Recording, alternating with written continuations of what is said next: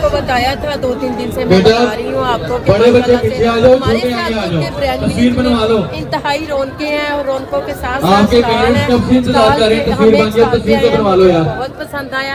अस्सलाम वालेकुम। जी अल्हम्दुलिल्लाह। Your name?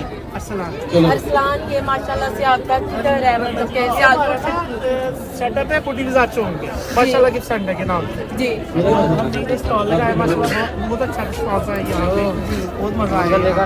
तो हमें तो बहुत ज़्यादा मज़ा आया है कि हमने कल 2-3 दिन से इंजॉय करें। मेरी फैमिलियाँ लेके गई हैं गिफ्ट, बहुत अच्छा लगा है।